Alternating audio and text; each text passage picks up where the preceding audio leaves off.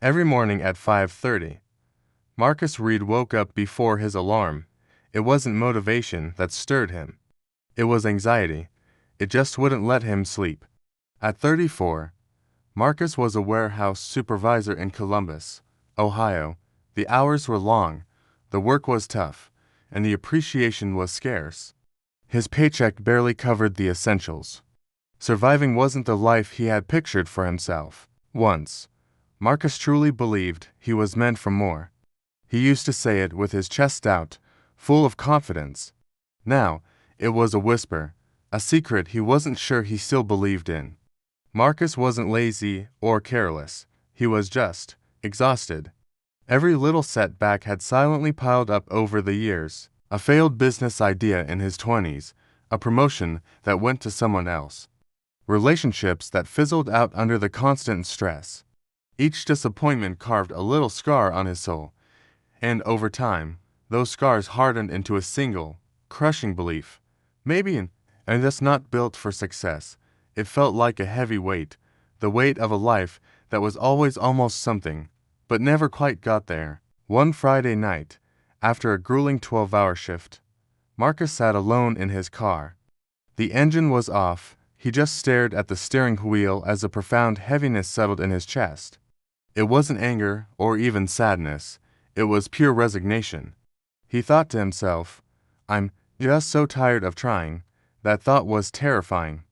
More frightening than any failure he'd ever experienced, because quitting doesn't announce itself with a bang. It creeps in quietly, on a normal Friday night, when all your effort suddenly feels pointless.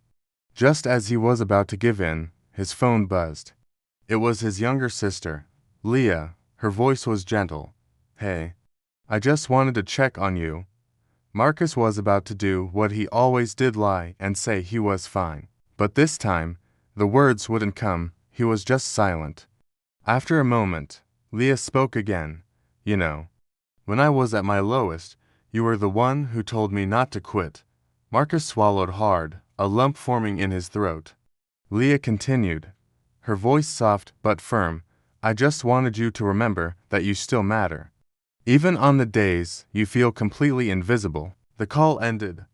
Marcus sat there in the silent car, the darkness of the parking lot feeling a little less absolute. He didn't suddenly feel a surge of inspiration. There was no movie moment. But in that quiet stillness, something inside him shifted. He made one simple, profound promise to himself. Not a promise to change the world, or even his life. Just this: I won't quit today. Not forever, not dramatically, just for today. With that, he turned the key, drove home, and went to sleep. The next day was hard. So was the day after that. But each morning, Marcus repeated the same small promise. I won't quit today. On some days, that was his only victory. It was the only thing he accomplished. But slowly, almost imperceptibly, something began to happen. By refusing to quit, day after day, Marcus created space. Space to think, space to breathe, and, most importantly, space to imagine again. He was building a small resistance against the tidal wave of resignation that had almost drowned him. He started rebuilding his confidence from the ground up, with the smallest possible steps. He started waking up 30 minutes earlier, not to hustle, not to grind, but to learn. He read books on leadership, discipline, and resilience. He started exercising, not to get a six-pack, but just to feel capable again, to feel his own strength. He stopped waiting around for motivation to strike like lightning. He just acted anyway, and that simple action did what motivation never could. It slowly but surely restored his self-respect. Over time, people at work began to notice a change. Marcus didn't complain as much. He communicated more clearly. He took on responsibility without the usual air of resentment. He was still the same person, but he carried himself differently. Then one afternoon, his manager pulled him aside. Marcus, he said, have you thought about applying for the open operations role? Old Marcus would have laughed it off, convinced it was a waste of time. But this new Marcus, the one who just kept showing up, did something different. He paused, looked his manager in the eye, and said, "Yes." That single word, so full of quiet resolve, surprised both of them. The interview was terrifying. His mind went into overdrive, throwing every piece of self-doubt it could find at him. "You're not qualified for this. You're going to embarrass yourself. They'll see right through you." The old voices were loud. But Marcus remembered his promise. The promise wasn't to win the job. It was just not to quit. So, he showed up. He walked into that room, heart pounding, and he spoke honestly. He didn't hide his past mistakes. He owned them. He talked about his growth, not as a finished product, but as an ongoing process. And he didn't get the job.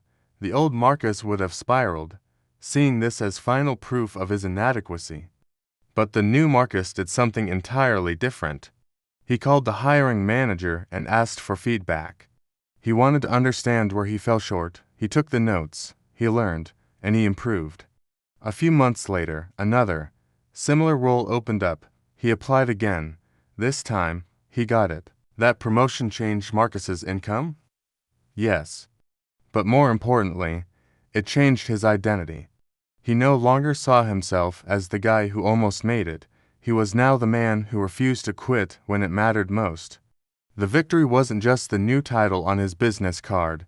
The real victory was won in those quiet moments, in his car, in the early mornings, when he chose to keep going for just one more day. And that's the powerful lesson Marcus lives by now. You don't need a mountain of confidence to keep going. You just need a tiny seed of commitment. Confidence isn't the starting line. It's the reward you earn along the way. So, if today feels heavy for you, if quitting feels like the easiest, most logical option, I want you to make the same promise Marcus did. Just for today. Say it to yourself right now. I will not quit today, because that is how lives are truly changed. Not in one bold, dramatic moment, but in the quiet, repeated decision to just keep going. Thanks for watching.